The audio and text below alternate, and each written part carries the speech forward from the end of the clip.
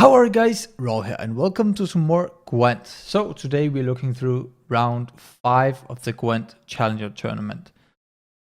And this round was actually a bit different and interesting because this guy did not ban Brewer. I repeat, he did not freaking ban Brewer.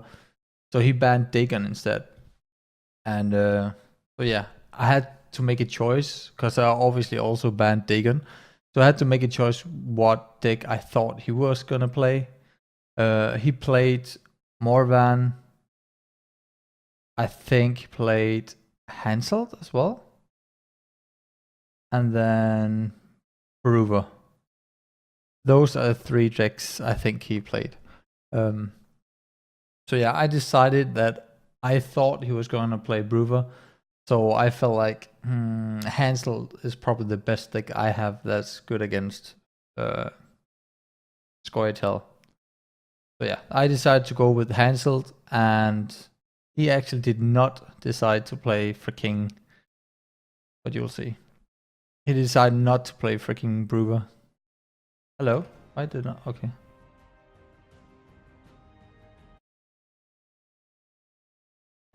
Hello? Come on. Not all battles. So yeah, he decided to play Morvan Men instead. of Kedwen, attack!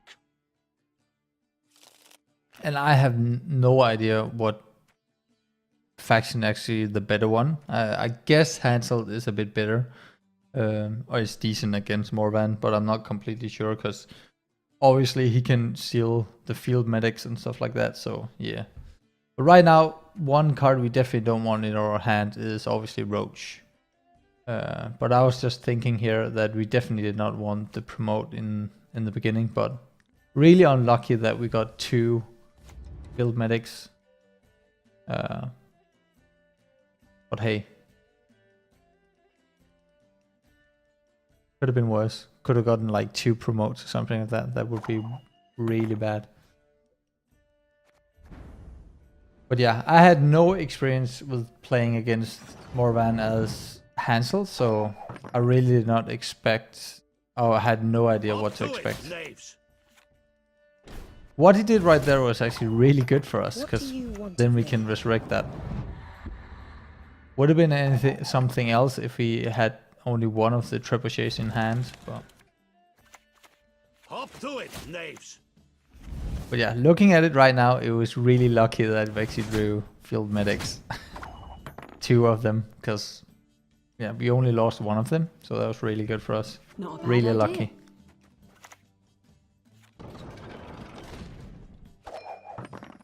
Yeah, pretty standard. For us to play our Rio Scout, we need some other bronze units. So really good for us to get the siege tower out.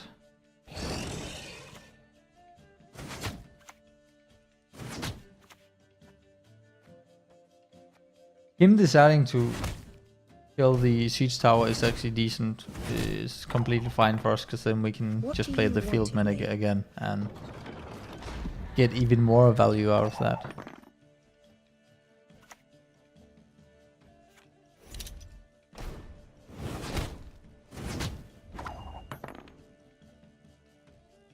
Now I should definitely play Reaver Scout. But we're broke as shit peddlers. Pretty good. I think this is pretty standard. Like what we are waiting for him to play his Roach or some golden cards, because all freaking Nilfgaard factions, all the decks are running Roach. I feel like. What you folk lack.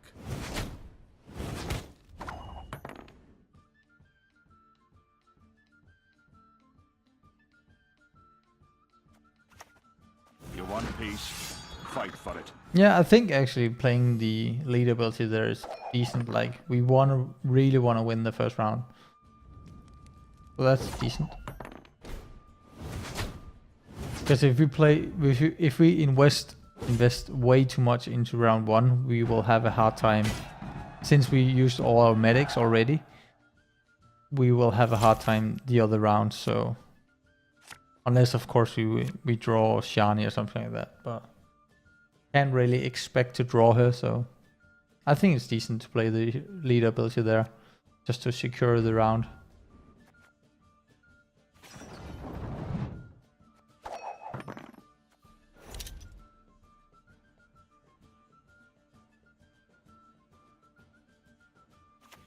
Please wait, Your Excellency. I'm falling behind. Yeah, so right there I was just checking what cards I could actually get from the first light.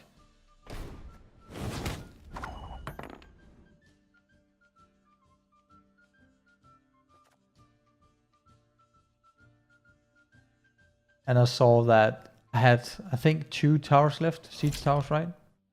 2 siege towers and 1 Reaver Scout left. So, no, only 1. Okay, so it's a 50-50.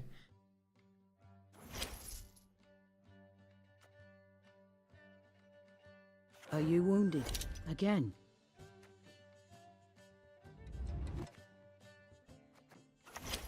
Well, how about a game of Gwent?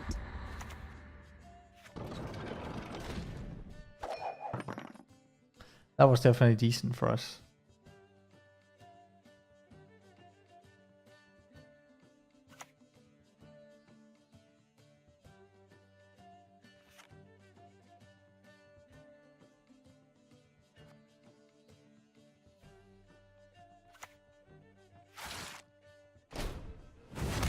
I think we only had, now we only have 1 Reaver Scout left, right?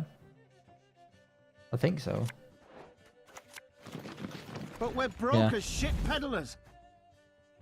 So yeah, might as well get it out. I think that's completely fine as well.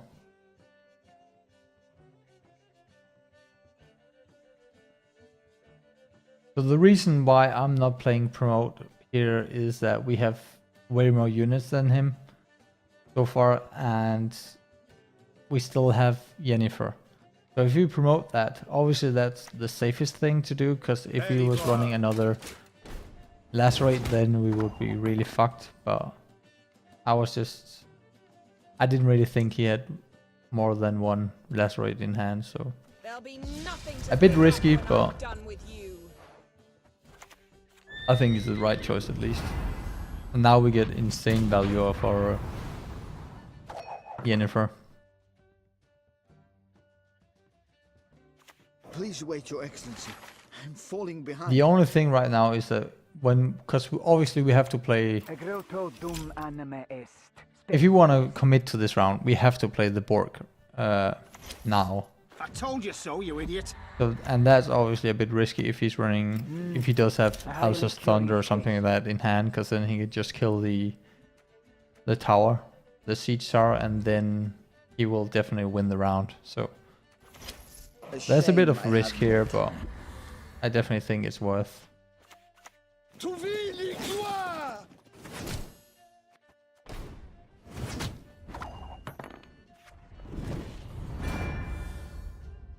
And by the way, I'm still waiting for him to play his freaking roach. So we can kill it, but. And obviously, next round we will play the promote just to be sure that he can't kill it. Just in case if he does have something like Igni or something. Although if he had Igni, he should definitely play it right now.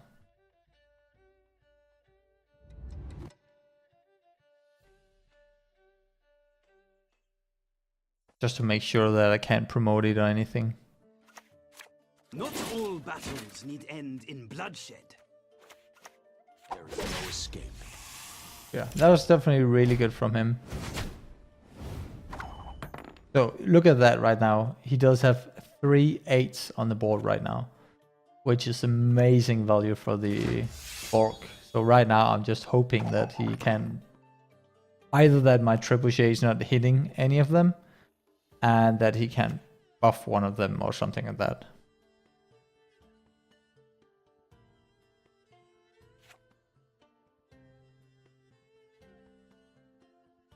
Because that's actually 36 strength just gone if nothing is going to be done about it.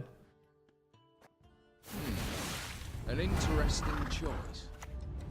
Yeah, right now I'm really hoping that he decides to kill his one guy, but he decides not to. Really unlucky for us. Highly curious case. Good for him though. But obviously that means that he does have another gold in hand as well, so that's a clear tell at least.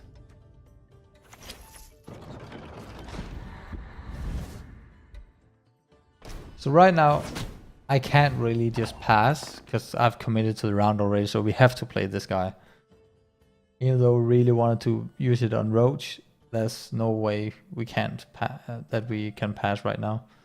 But yeah, unfortunately our trebuchet hit one of the 8s, so right now I'm just really hoping for it to not hit one of the remaining 2 8s.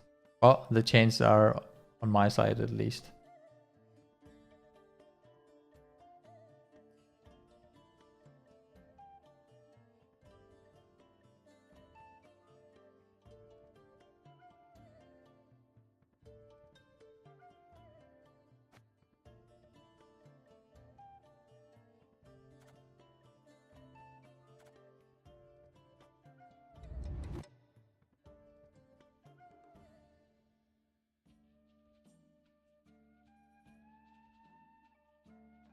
I honestly don't remember what he decides to do. Obviously he can't pass. Then he loses.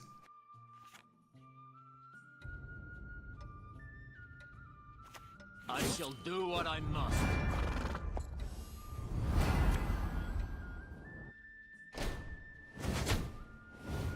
But yeah, like I said, it was a clear tell that he did have another golden in hand.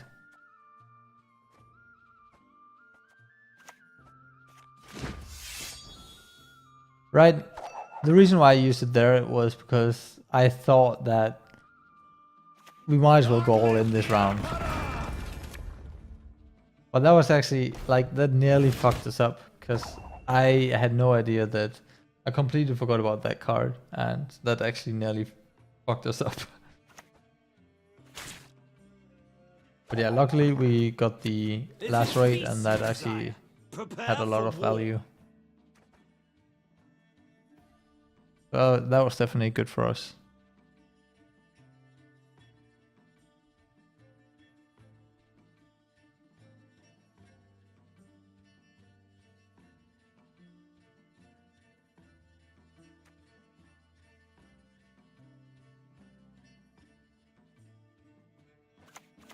You talked enough. When he's taking that long time, I was really confident that we were going to win this round as well, so...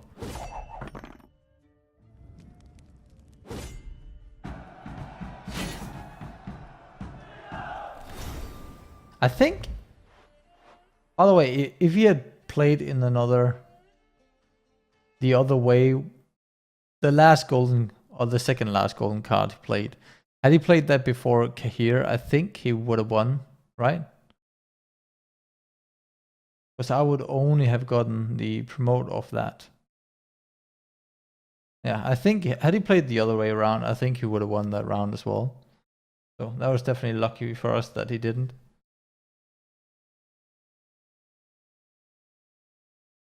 But yeah, definitely can't complain. So yeah, moving on to the next round. Our next match. So here I decided that I mean, when people are not banning Brewer, you have to play him. So yeah, I actually expected it to be a Brewer mirror, but My men know the meaning of sacrifice. Nothing like a dwarf to yeah, get you. he decided to go with Morvan, which is understandable because you don't want to give up too much information. But yeah, I decided to go with dwarves because I thought it would catch a lot of people by surprise, because obviously they probably expected, is that what it's called? They tried to counter the other Scoia'teal, the Trapper. So I thought that it would have a decent chance of winning a lot of matches, the dwarf deck. So, and also it's a lot of fun, I feel like.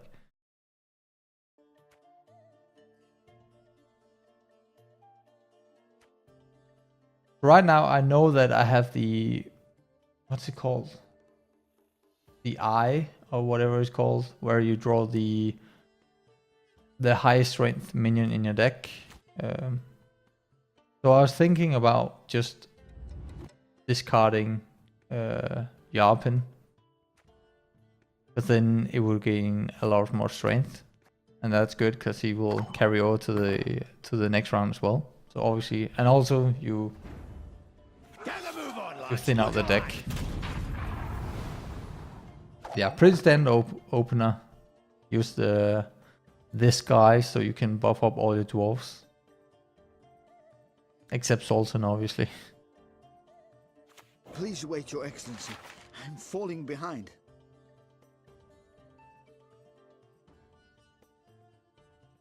The only bad thing about this deck is its lack of control.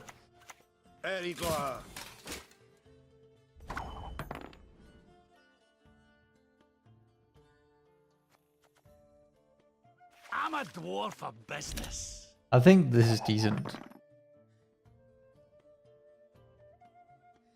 to play Cleaver there, because you don't want to give like this freaking guy can get so out of hand if you don't stop it. So Your humble servant.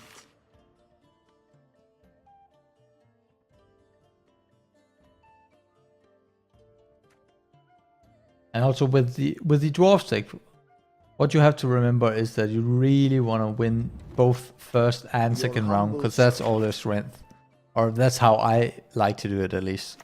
So I really want to go for the first win, because then all my freaking minions will carry over to the next round, or most of them at least. So that's how I think at least.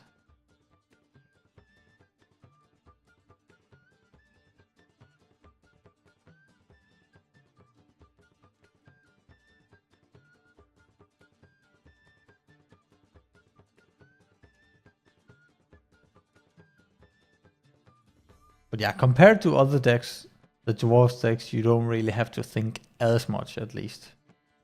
But that's just my opinion, because it's pretty straightforward. The only thing you have to worry about is Scorch and Igni and something like that. And obviously also if they are running...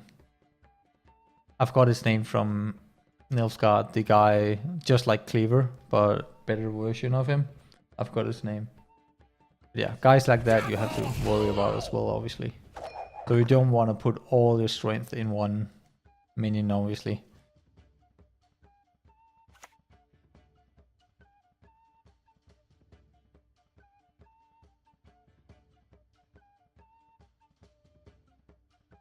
Men are best kept on a short lead. He really likes that card. But he's actually been really unlucky that I always have two of the cards that he decides to use it on. But I think it's definitely correct of him to go for our Mahakim defender. Let's enjoy the weather while we still can.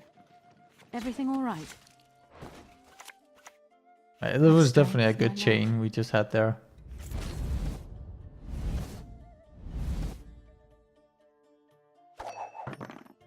Although we don't really have that many minions left.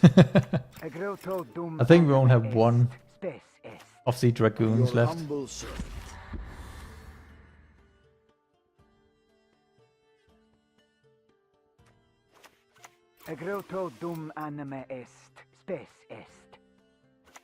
Please wait, Your Excellency. I'm Of the falling bronze behind. cards, obviously. Nilfgaard! But yeah, as you can see, it was really good for us to lock one of the buff dudes he has on his melee row. That one would have been out of control. Yeah, right now I was just looking what I even had left.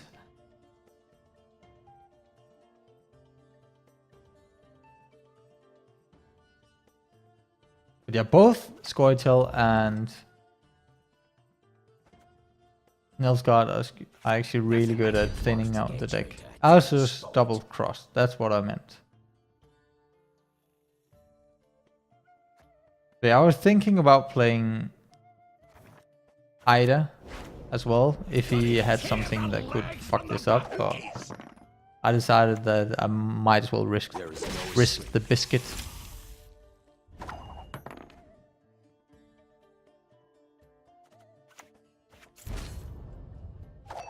Yeah, that was really good for us not to play the adrenaline rush before.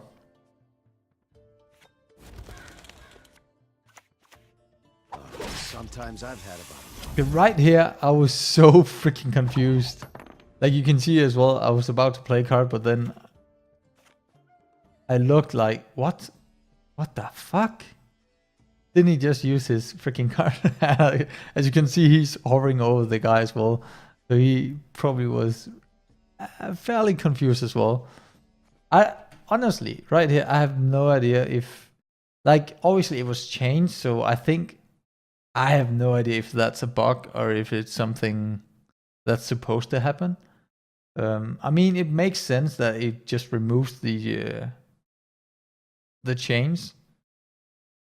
So maybe it's supposed to be like that. But then Adrenaline Rush is definitely really good against lock mechanism. But yeah, I definitely, honestly, when I saw this, I was sure that he had misclicked or something like that. But then I saw there was no chains on any of my minions, so I was really confused. I think he was as well. Dum anima est, spes est. But hey, it didn't really matter. The only thing it did was that it didn't carry over to the next round. It's only 11 strength, guys. It's nothing. Double chase!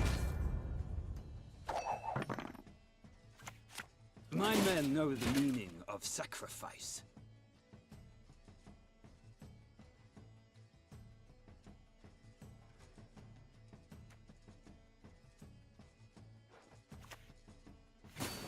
So he decided to use these shackles on that one. I mean, I get that it's a golden, but I don't know. I probably would have used it on the European instead. Like, it's 11. That's way more than... Not way more, but that's more than 8. Long live the Emperor!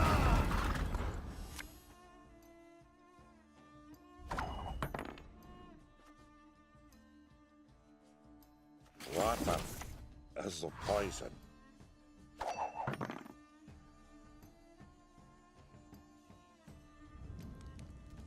So he decides to pass here, and honestly, I feel like, obviously I don't know what he has in his hand, but I think this is a really greedy pass, because he knows that if I win, I can just lean back the next round. Like against dwarves, you never want to just pass if there's just the slightest chance that you will lose the first round, because then you will have a really hard time the second round as well. Because in theory, I could just pass the next round and then he will have to deal with a lot. Like right now, it's what, 25, 41, 52 strength right now. So that's insane amount that he has to deal with. So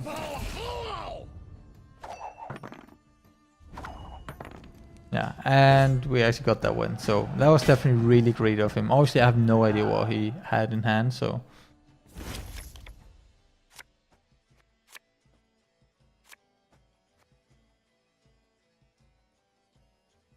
But yeah, that was a fairly high chance of us getting the golden. Like, I did not see what card he switched out from his faction ability, so I have no idea what card he actually had. Yeah, easy pass from us. I was fairly confident that he was not able to. I have no idea if that was a card that he had.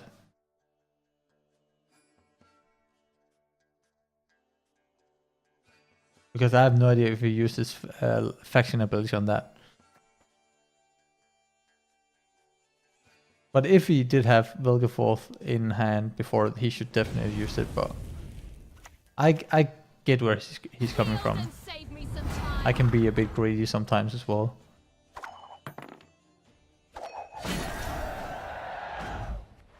But yeah, this was the fastest round of the entire tournament. Like it was only what, 20 minutes, a bit over 20 minutes. Usually they lasted for at least an hour. So I had a really long, nice break after this. So that was really lovely. Like it was this was round 5. So we've been playing for, and also with the one of the rounds taking like 3 hours or something like that, then we have been playing for what, 6 hours so far? No, 7 actually. 7 or 8 hours already, so